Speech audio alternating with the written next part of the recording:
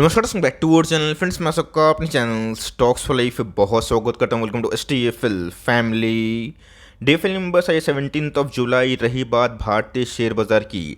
Daily के daily हम record high देखने को मिला। आज भी दोस्तों निफ्टी और सेंसेक्स में लाइफ टाइम हाई देखने को मिल रहा, और किसी को उम्मीद भी नहीं थी कि 3-4 महीना में सेंसेक्स लेवल में, निफ्टी लेवल में, इंडेक्स लेवल में इतना ब्रेकआउट अच्छा खासा हो जाएगा। बट दोस्तों, इस ब्रेकआउट से आप बिल्कुल भी गुमराह मत हो जाइएगा, बिकॉज आज आपने ये चीज़ विटनेस किया होगा कि फर्स्ट हाफ तक पोर्टफोलियो काफ़ी अच्छा परफॉर्म कर रहा था, लेकिन सेकेंड हाफ में इंडेक्स लेवल में तेज़ी हुई, बट पोर्टफोलियो एज सच कोई नहीं भागा। उसमें थोड़ी बहुत प्रॉफिट बुकिंग देखने को मिल चुकी है। तो मार्केट में गैस अभी के टाइम ना इंडेक्स मैनेजमेंट का एक बहुत ही खूबसूरत खेल देखने को मिल रहा है। और मेरा ऐसा मानना है कि 90% STFL जो फैमिली मेम्बर्स हैं उनको अच्छे से इंडेक्स मैनेजमेंट के बारे में मैंने साफ साफ बताया। बट इसी बीच में गैस 2 स्टॉक जिसको मैंने बहुत ही लंबे टाइम से आपको अपने स्टॉक वॉच लिस्ट में रखने की सलाह दी थी, और बताया भी था कि बिना डरे आप आराम से फॉर लॉन्ग टर्म एकोमुलेशन कर सकते हैं। बिकॉज ये सब कंपनी इतनी बड़ी हो चुकी है ना कि आने वाले कल में गिरावट अगर होती भी है तो वैल्यू बाइंग में कन्वर्ट हो जाएगी। एग्जैक्टली हम वही देखने को मिल रहा है। तो फटाफट डिस्कस करेंगे, बिकॉज मुझे पता है कि दोनों स्टॉक में से एक आधी स्टॉक आपके पास ज़रूर होगा। चैनल फर्स्ट टाइम होंगे, सब्सक्राइब कर सकते हैं। इस तरह की क्वालिटी कंटेंट को सबसे पहले एक्सेस करने के लिए now without delaying any for time let's begin. First half की बात की जाए, निफ्टी की बात की जाए, उस समय दोस्तों मुझे पता है कि 60 से लेकर 70 पॉइंट के आसपास तेज़ी का माहौल देखने को मिल रहा था। और उसके बाद अचानक से गाइस जैसे ट्रेडिंग आवर्स बढ़ते हुए देखने को मिले, वैसे वैसे निफ्टी फिर से लाइफ टाइम हाई लगाते हुए देखने को मिली। आज निफ्टी ने गाइस फाइनली 19,700 का लेवल तोड़ दिया है। कल से बात दोस्तों, अगर निफ्टी लेवल में, सेंसेक्स लेवल में, इंडेक्स लेवल में अचानक से इतनी तेज़ी आ जाएगी, और पास्ट एक साल में जो 6 महीना पहले का रुझान नेगेटिव था, अगर वो गैस 21% के आसपास हो जाएगा, तो कभी भी गैस एक प्रॉफिट बुकिंग का सीज़न हमें देखने को मिल सकता है। तो शॉर्ट टर्म में प्रॉफिट बुकिंग आना, मार्केट गिरना, ये कोई बड़ी बात नहीं है। हम लोग आज से नहीं, बहुत ही पहले से विटनेस कर रहे हैं। लेकिन दोस्तों लॉन्ग टर्म वाले हैं ना, उनको अभी भी घबराने की आवश्यकता नहीं है। बिकॉज आज के दिन का ऐसी समीकरण हमें देखने को मिल रही है जो मेरा ऐसा मानना है कि आने वाले 5 ईयर्स 7 ईयर्स के लिए निफ्टी के रैली को, सेंसेस के रैली को ऑफकोर्स एक पर्याप्त मात्रा में मोमेंटम क्रिएट करवा सकती है। सो आज के दिन में जो निफ्टी में रैली हमें अचानक से देखने को मिली, और थोड़ी बहुत प्रॉफिट दूसरे इंडेक्स से देखने को मिली, इसको हम लोग बोलते हैं इंडेक्स मैनेजमेंट। आपने देखा कि आज निफ्टी IT के स्टॉक्स काफ़ी अच्छा परफॉर्म कर रहे थे फर्स्ट हाफ तक। अचानक से बैंक निफ्टी में तेज़ी का माहौल देखने को मिला 12 बजे के बाद। और उसके बाद दोस्तों SBI सहित बहुत सारे बैंकिंग स्टॉक्स में अचानक से तेज़ी का माहौल देखने को मिला। तो फटाफट कैसे उसके पीछे का कारण क्या है, चलिए डिस्कस करना ज़रूरी है। मैंने आपको साफ साफ बताया ना कि अगर इंडेक्स में अच्छा खासा पॉइंट ग्रैब करने की कोशिश कर रहे हैं, फिर शॉर्ट करने की कोशिश कर रहे हैं, आपकी मानसिकता के ऊपर है। अगर आप इंडेक्स लेवल को अच्छे से समझते हैं, निफ्टी कि टॉप 50 कंपनी में टॉप 2 कंपनी का वेटेज समझ सकते हैं, तो आप कभी भी धोखा नहीं खाएंगे। आपको याद होगा दोस्तों, बीच में रिलायंस को लेके हमने कितने बार कमेंट्री दी थी। आज से नहीं दोस्तों, जब रिलायंस 1600 के भाव था, 1800 के भाव था, बीच में कैसे 2200 2300 के लेवल पे मैंने बहुत बार कमेंट्री दी और बताया भी कि रिलायंस को हल्के में लेना एक बहुत बड़ी गलती होगी, और एक्शन लेना बहुत ही इंपॉर्टेंट है। 1600 1800 का वेट करेंगे, करते ही रह जाएंगे, और जिस कंपनी को ब्रेकआउट होना होता है वो ठीक हो जाता है, आपका वेट नहीं करते हैं। एग्जैक्टली अगर आप देखें, आज रिलायंस ने दोस्तों लाइफ टाइम हाई हिट करके सबको सरप्राइज कर दिया है। 2% के आसपास अगर रिलायंस में तेज़ी होती है, प्री नंबर्स तो ऑफकोर्स कैसी बहुत बड़ी तेज़ी मानी जाएगी। और पिछले कुछ समय से रिलायंस में आराम से 28-30% के आसपास पैसे बनते हुए दिखाई दे रहे हैं। रिलायंस की बात की जाए, आप सबको अच्छे से पता है बीच में गैस कितना अच्छा मोमेंटम था जो कि अप ट्रेंड में था। उसके बाद मार्केट में करेक्शन हुआ, कंपनी डाउन ट्रेंड में आई, वहाँ पे गैस कंपनी बहुत ही तेज़ी से गिर रही थी। बट मैंने आपको साफ साफ बताया कि रिलायंस का जो मैनेजमेंट है ना, उस पर आप आराम से ट्रस्ट कर सकते हैं। ये गैस कोई पुरानी रिलायंस नहीं है। आने वाले कल में दोस्तों रिलायंस जो 20 साल का रोड मैप है, ये बहुत ही उम्दा है। और मेरा ऐसा मानना है कि आने वाले कल में ये रैली और भी कंटिन्यू हो सकती है। ऑल्दो जियो फाइनेंशियल की डीमर्जर को लेकर रिलायंस में और थोड़ी बाइंग हमें देखने को मिली, अगर वो कैटलिस्ट नहीं भी होता तो मेरा ऐसा मानना है कि इस रिलायंस ज़रूर ब्रेकआउट देता, भले लेट से देता। तो ऑफकोर्स दोस्तों आने वाले कल में रिलायंस के आने वाले हैं Q1 के नंबर्स, और नंबर्स के पहले रिलायंस में अच्छी खासी तेज़ी का माहौल दिखाई दे चुका है। कि पूरे रैली की बात की जाए, मैंने आपको साफ साफ बताया कि इन सब कंपनी में SIP आपकी रुकनी नहीं चाहिए। बियर मार्केट में पैसे बनते हैं, रियलाइजेशन बुल मार्केट में होता है।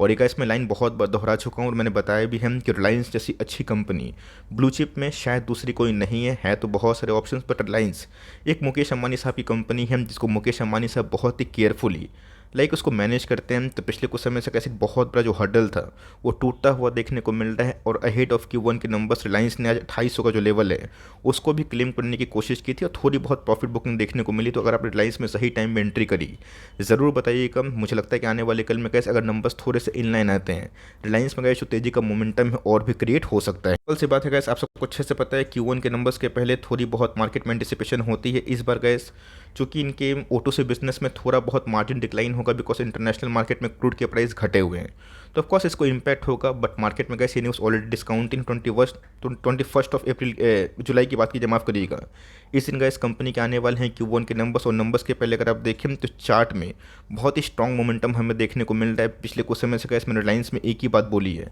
आपको दूसरे से भ्रमित नहीं हो जाना है, ये नहीं सोचना है कि रिलायंस कितना भागेगा।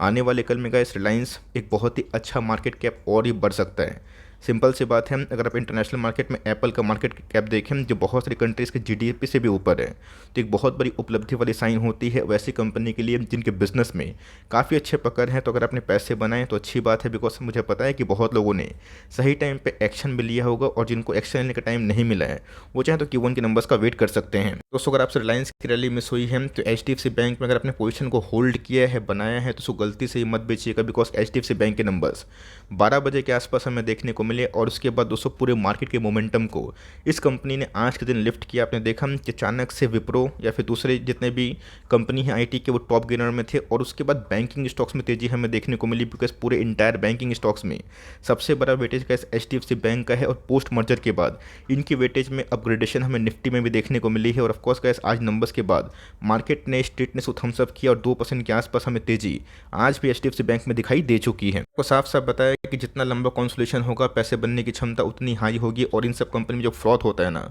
वो निकल जाता है। आज HDFC बैंक की बात की जाए Q1 के नंबर्स हमें देखने को मिले और इतनी बड़ी कंपनी का है जिसका मार्केट कैप 12 लाख करोड़ के आसपास है, उसके बावजूद भी दोस्तों इस कंपनी के जो नंबर्स है वो मेरे हिसाब से आउटस्टैंडिंग माइंड ब्लोइंग देखने को मिल रहे हैं। अच्छे से पता है मैंने कैसे इसके पहले आपको साफ साफ बताया है, क्या बताया है, यही बताया है कि एक बार में बैंक निफ्टी, एक बार में IT और एक बार में रिलायंस चलना बहुत ही मुश्किल है।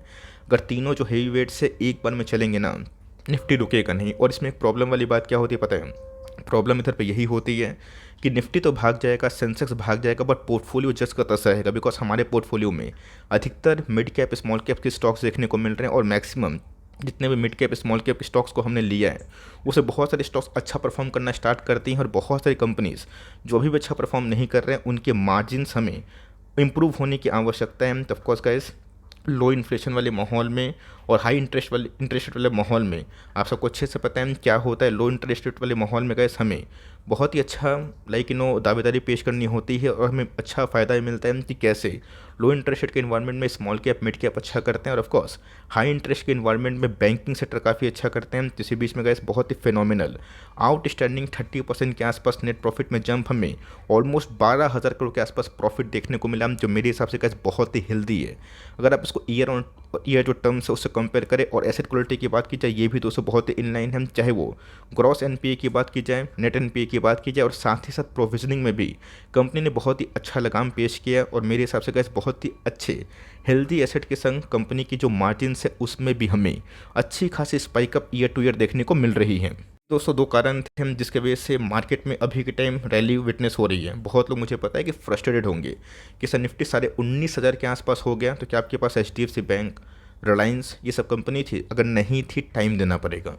जब तक ऐसा आपकी कंपनी अच्छा परफॉर्म नहीं करेगी या फिर स्ट्रीट को एस्टिमेट नहीं होगा, एंटिसिपेशन नहीं होगा कि उनके नंबर्स में बढ़ोतरी हो सकती है, तब तक ब्रेकआउट होना थोड़ा टफ है। लेकिन यस अगर आपसे रिलायंस की रैली मिस हुई है तब चाहे तो HDFC बैंक को इस लेवल से ग्रैब कर सकते हैं। फॉरवर्ड एक साल के प्राइस टू से अगर आप कंपेयर करें तो गैस कंपनी बहुत ही रेयर वैल्यूएशन में मिलती है। 20-21 का पी दोस्तों मेरे हिसाब से बहुत ही अति उत्तम उससे नीचे माना जाता है। अगर आप बैंकिंग स्टॉक्स को देखें प्राइस टू बुक भी गैस मेरे हिसाब से ठीक है और पिछले 5 साल से इस कंपनी ने बहुत बड़ी रैली विटनेस नहीं की है, तो आप इस कंपनी को इस लेवल पे भी परचेज करने का सोच सकते हैं। अगर आप सोच रहे हैं कि 1200-1100 आएगा उसके लिए तो गैस निफ्टी को और गिरना पड़ेगा और मेरे हिसाब से गैस इस स्तर का परफॉर्मेंस जहाँ पे स्ट्रीट ने नंबर्स के बाद थम्सअप किया है वहाँ पे गैस शॉर्ट करने की मैं आपको सलाह बिल्कुल नहीं दूंगा। इनफैक्ट आप चाहें तो लॉन्ग टर्म पर्पज से एचडीएफसी बैंक को अभी परचेस कर सकते हैं। रिलायंस में अगर आपकी एसआईपी चल रही है एकदम कंटिन्यू करिए। बट यस, मैंने आपको साफ साफ बताया कि अगर आप ब्लू चिप में निवेश करते हैं और मेक श्योर अगर आप उसे कॉन्सोलेशन फेज में एकोमोलेशन करते हैं या फिर डाउन ट्रेंड में,